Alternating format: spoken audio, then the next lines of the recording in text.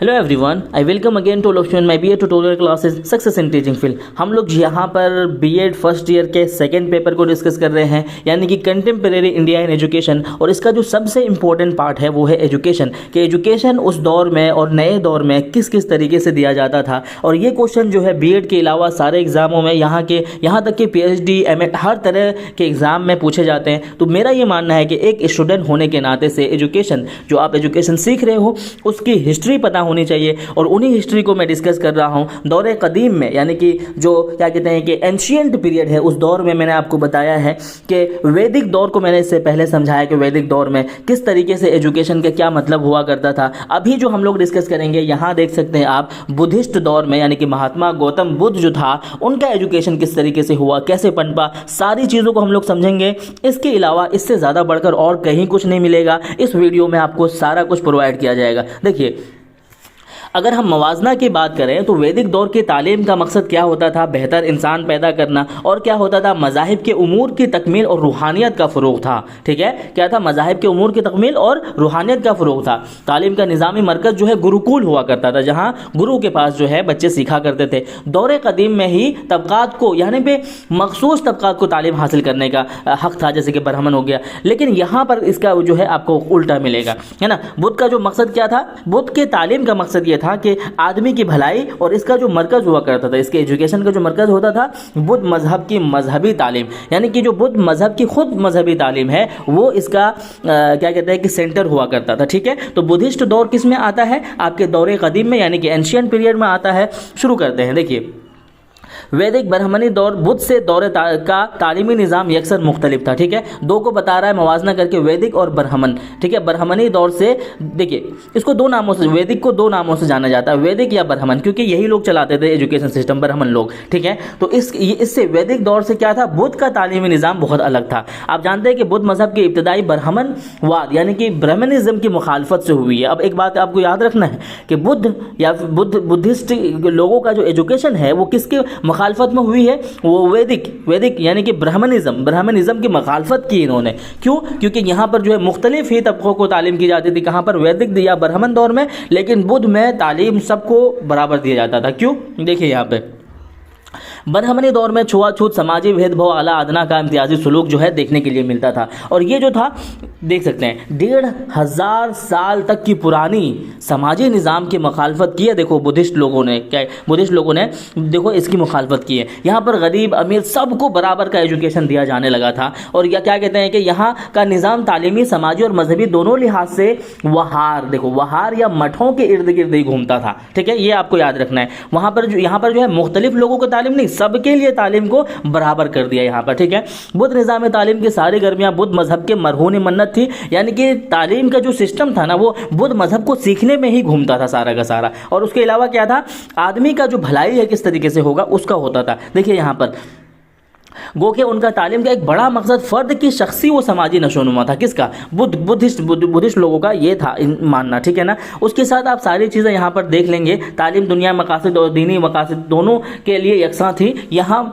हाँ, मगर तालीम का सारा इंतज़ाम बुद्ध, क्या कहते हैं, भिक्षुओं के सुपुर्द था। बुद्ध भिक्षु उसको कहेंगे जो बुद्ध के जो उस्ताद होते हैं, या फिर बुद्धिज़्म के जो टीचर्स होते हैं, या फिर जिसे मुबल्लिग बोलते हैं ना, जो अपने क्या कहते हैं मजहब की तालीम को दूसरों तक पहुंचाते हैं, जिसको मुबल्लिग बोलते हैं। ठीक है, अब यहाँ पर इतना आपको समझ में आ गया। अब देखो यहाँ पर बुद्ध का निज़ाम तालीम जो है दो सतहों पर बटा हुआ था। एक होता था आला इब्तदाई सतह और दूसरा होता था आला सतह। ठीक है, बुद्धों के निज़ाम तालीम में, ठीक है, बुद्धों के निज़ाम तालीम में संघ को मरकज़ी हैसियत हासिल थी। संघ का मतलब होता है ग्रुप, यानी कि जमात में ही सिखाने को मरकज़ी हासिल था। इनफरादी तालीम नहीं दी जाती थी, जैसे कि वैदिक दौर में दी जाती थी, घरों में जा करके, या फिर क्या कहते हैं ब्राह्मण के पास के जा करके सीखते थे, अकेले भी सीख सकते। यहाँ पर जो है संघ को मरकज़ी हासिल थी कि या ग्रुप में सीखेंगे। तालीमी इदारों के अखराजात जो है राजा और महाराजा लोग जो है दिया करते थे। ठीक है, और यहाँ पर देखो कितनी बड़ी बात है, 6 से लेकर 12 साल की उम्र तक की जो तालीम है, क्या है, वो मुफ्त दी जाती थी। ठीक है,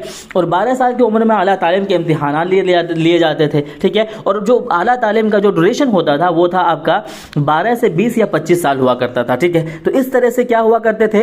तो ये क्या कहते हैं कि उसके बाद जो है मजहबी, यानी कि तलबा को मजहबी तालीम दी जाती थी, और तलबा मजहबी तकारीर और तबलीग का काम करते थे, और एक भिक्षु के तौर पर अपने आप को मुतारिफ करवाते थे। ठीक है, जिन्हें क्या है लिप्साम्पदा संस्करा के नाम से जाना जाता था। ठीक है, इतना समझ में आ गया। अब ये देख सकते हैं कि ये तालीम जो है, भिक्षु का जो तालीम होता है, ये तालीम 8 साल की मुद्दत पर मुश्तमिल होता था। ठीक है, तो यहाँ पर जो है इल्म हुसूल आदमी को भी भलाई के लिए होती थी, जो वैदिक एजुकेशन सिस्टम से मुख्तलिफ था। वहाँ पर आदमी की भलाई के लिए नहीं था, यहाँ पर जो है आपको क्या है, क्या कहते हैं कि आदमी की भलाई के लिए क्या कहते हैं कि होता था। ठीक है, क्योंकि तालीम का मकसद सिर्फ मखसूस तबकात की भलाई नहीं था, समाजी, सकाफती, तारीख़ी तजदीद, है ना, यहाँ पर सारी चीज़ें हुआ करती थी। उसके अलावा जो है 12 साल की मुद्दत में ज़बान, क़वाइद, मजहबी उलूम, नुजूम, आयुर्वेद, फ़लसफ़ा, हर चीज़ों का जो है तालीम उस टाइम में दिया जाता था, जिसमें मुख्तलिफ ज़बान यानी कि पाली हो गया, प्राकृत हो गया और संस्कृत ज़बानें, उनसे क्या कहते हैं मुताल्लिक़ क़वाइद और अदबियात शामिल थे। इसको आपको याद रखना है। ठीक है, ये बहुत पूछा जाता है,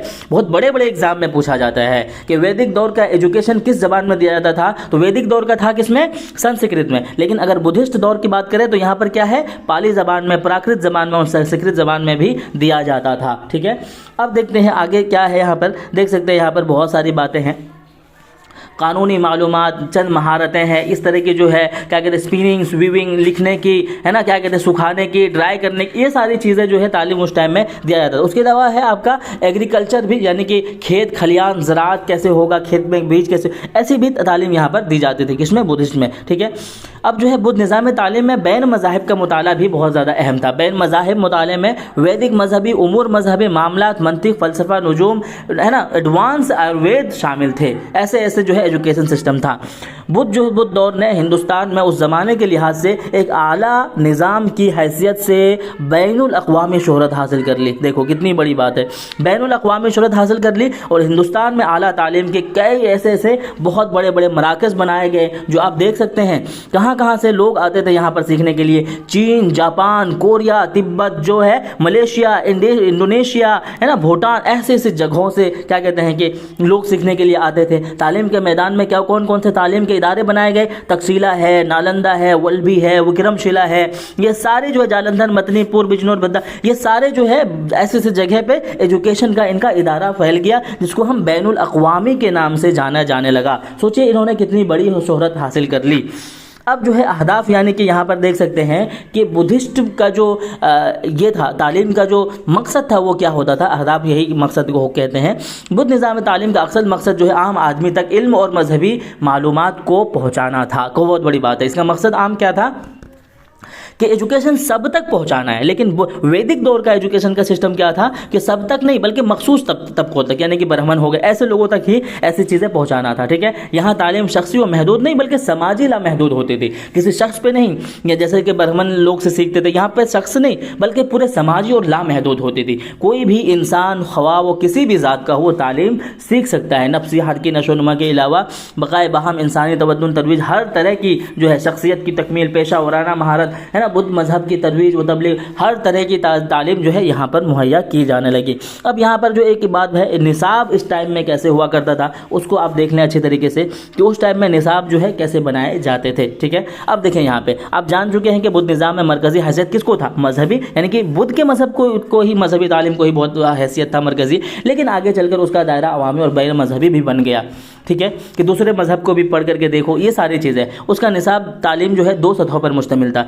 इब्तदाई तालीम कैसे होता था, आप जान चुके हैं कि 6 साल की उम्र में बच्चों के पहले दाखिला दिया जाता था और उनके निसाब में पढ़ना सिखाने और लिखना सिखाने के अलावा 5 मुख्तलिफ लिसानी महारतें जो ज़बान व अदब से मुताल्लिक़ थी के अलावा इल्मुद्दविया, है ना, मंतिक, रूहानियत वगैरह की तालीम भी निसाब में शामिल था। ये सारी बातें आपको याद रखना है। इन उमूमी मज़ामिन के अलावा बुद्ध मज़हब की तालीम भी दी जाती थी। इब्तदाई सतह पर समाजी अफादियत के चंद पेशा वराना आला तालीम के निसाब में ज़बान, पाली, संस्कृत, प्राकृत जो है और उनके क़वाइद जो है ये उस दौर में सिखाए जाते थे। ठीक है ना, आला तालीम की सतह पर बुद्ध मज़हब की मखसूस तालीम। देखिए पहला जो होता है इब्तदाई, दूसरा है आपका क्या कहते हैं आला तालीम। ठीक है, तो आला तालीम में क्या था आपका, इब्तदाई में आपने देख लिया ऐसे ऐसे जो है तालीम दी जाती थी। अब जो आला तालीम में क्या होता था, आला तालीम की सतह पर बुद्ध मज़हब की मखसूस तालीम दी जाती थी। बैन मजहबियात के पस मंज़र में उनका मवाजना और मुकाबला करने के गर्ज से होता था। यानी कि सपोज दैट के बैन मज़ाहिब का मतलब है कि बुद्ध मज़हब और फिर उसके बाद जो वैदिक दौर का जो क्या कहते हैं कि तालीमी सिस्टम है, उनमें फ़र्क किस तरीके से है उनको यहाँ पर दिखाया जाता था। उसके बाद जो है यहाँ पर औरतों को एजुकेशन का सिस्टम कितना दिया हुआ था। वैदिक व ब्राह्मणी निज़ाम के पस मंज़र में देखो याद रखना, वैदिक दौर भी कहा जाता है और ब्राह्मण निज़ाम भी कहा जाता है, क्योंकि यही लोग चलाते थे वैदिक दौर, ब्राह्मण लोग ही। पस मंज़र में इब्तदाई है ना बुद्ध दौर में मठों में जाने और संघ में शामिल होने पर औरतों पर पाबंदी थी, जैसे वहाँ पर भी था, ठीक है। वो लोग भी गुरुकुल में नहीं जा सकते थे, ठीक है। और ये लोग भी जो यहाँ पर भी औरतें जो है कहाँ संघ यानी कि जमात के साथ में नहीं जा सकती थी। लेकिन महाप्रजामती जो महात्मा बुद्ध के रिश्ते की माँ थी और नज़्म व ज़ब्त के जिम्मेदार राणा नंद की गुजारिश पर औरतों को संघ में शामिल होने, है ना, जिम्मेदार जो है क्या कहते हैं, जिम्मेदार जो है आनंद की गुजारिश, ठीक है, इनकी जो माँ थी, तो इनकी गुजारिश पे जो है मठों में शामिल कर लिया गया था इनको। और मर्दों की तरह ही उनको भी क्या कहते हैं संघ के साथ में रेगुलेशन, अखलाक, नफाज और हर तरह की तालीम भी उनको दी जाने लगी, ठीक है। बुद्ध दौर में लड़कियों और औरतों के संघ के कवानीन की पाबंदी करना दुश्वारियों भरा था, चाहे वो पूरे दौर में ख़वातीन को उमूमी तालीम ना हो सकी हो, लेकिन बहुत ऐसी ख़वातीन का जिक्र मिलता है जिन्होंने बाज़ाब्ता तालीम हासिल की और मर्दों के शाना बसाना तालीम फैलाव का काम भी किया। तो यहाँ पर भी कह सकते हैं कि वैदिक दौर में तो एजुकेशन वुमेन का भी बहुत था, तो यहाँ पर भी बुद्धिक दौर में भी बहुत ज़्यादा क्या कहते हैं कि लेडीज़ को भी यानी कि औरतों को भी एजुकेशन दिया गया। तो ये सारी चीज़ें आप पढ़ लेंगे यहाँ पर। अब जो है उसके बाद जो है क्वेश्चन जो पूछा जाता है वो पूछा जाता है तरीक़े तदरीस किस तरीके से था वैदिक दौर में। अगर बाद के मुकाबले और मुवाज़ने में बुद्ध ओहद का तरीक़े तालीम जो है, तर्ज़ तालीम दोनों कदर मुख्तलिफ और ज़्यादा मुनज़्ज़म नज़र आता है, ठीक है। वैदिक दौर में ज़बानी तालीम का ज़्यादा क्या कहते हैं चलन था, किस में, वैदिक दौर में, वैदिक कह लो या ब्राह्मण दौर में, लेकिन लिखने पढ़ने के कम गुंजाइश थी, ठीक है। किसका था, ज़बानी तालीम यानी कि रट करके याद करना, ऐसी जो तालीम जो है वैदिक दौर में था। हालांकि आखिर वैदिक दौर में लिखने की रिवायत ने ज़ोर पकड़ लिया था, रस्मुल ख़त में काफ़ी तरक्की हुई थी। उसके बरक्स बुद्ध दौर में जो है खानकाहों, मठों और वहारों में असातिज़ा के इर्द गिर्द सैकड़ों की तादाद में हुजूम लगता रहता था, जो दूर नज़दीक से आला तालीम हासिल करने की गर्ज से आते थे। इदारे के असातिज़ा पर मुनहसर था, है ना, इदारे के असातिज़ा पर मुनहसर था कि वो अपने दर्जे के कितने तलबा को दाखिला करें। तो इस तरह की जो चीज़ें हैं आज की बड़ी यूनिवर्सिटी के मुकाबले में भी बड़े थे। अगर देखा जाए इनके जो क्या कि जिस तरह से बताया इन्होंने कि जो नालंदा है ना, क्या तक्षशिला है, तो इस तरह के जो क्या कहते हैं कि इदारे थे, तो ये सारे इदारे जो है उसी दौर में बनाए गए थे बुद्ध के दौर में, और इन इदारों को बहुत ज़्यादा जो है अहमियत दी गई थी। अब जो है तलबा और के दरमियान के रिश्ते की अगर बात करें यहाँ पर देख सकते हैं, तो इनके जो रिश्ते हैं मुताल्लिम और मुअल्लिम रब्त के लिहाज से वैदिक और बुद्ध ओहद में यकसानियत थी, यानी कि दोनों में बहुत ज़्यादा क्या कहते हैं कि इज़्ज़त व इकराम तकरीब बहुत ज़्यादा हुआ करता था, क्योंकि मज़हब के तालीम को अहमियत दी जाती थी। तो मज़हब यही सिखाता है कि आप अपने असातिज़ा की जो है अहमियत बहुत करेंगे, तो यहाँ पर भी आपको वही देखने के लिए मिलेगा।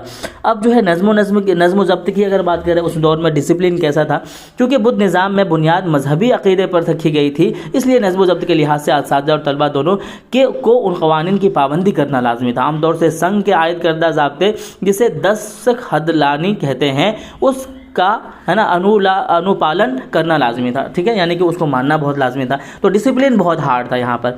आप अगर अच्छी काम करोगे तो अच्छे परिणाम मिलेंगे, अगर गलत करोगे तो उसमें क्या कहते हैं जिस्मानी सज़ा भी मिलती थी, है ना। तो इतना समझ में आ गया इनका क्या था, डिसिप्लिन बहुत हार्ड था, डिसिप्लिन हर चीज़ को फॉलो करना था। तो उसके अलावा अगर यहाँ पर देखेंगे तो बुद्ध निज़ाम में तालीमी तरक्की जो थी किस तरीके से, बुद्ध के मुताले से ये बात रोज़े रोशन की तरह साफ़ हो जाती है कि उस वक्त तक जितनी तालीमी तरक्की हिंदुस्तान में ख़ित्तों में हो चुकी थी, इतनी तरक्की दुनिया के किसी ख़ित्ते में नहीं हुई थी। बहुत बड़ी बात है कि बुद्ध एजुकेशन सिस्टम में पूरी दुनिया में जितना तरक्की किया पूरी दुनिया में किसी ने भी नहीं किया, ठीक है ना।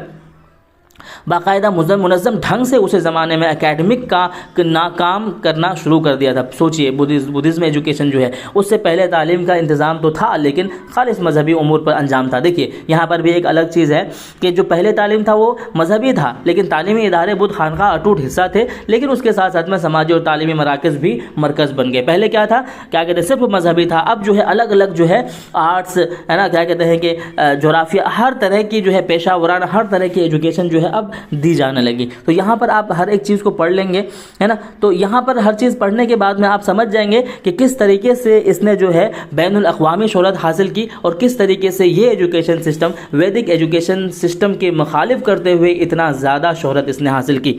तो ये वीडियो अगर आपको थोड़ी सी भी अच्छी लगी हो तो प्लीज़ आप अपने दोस्तों के साथ भी शेयर करें, और अगर लाइक सब्सक्राइब शेयर नहीं किया है तो आप उसे भी करें। Thank you so much video देखने के लिए।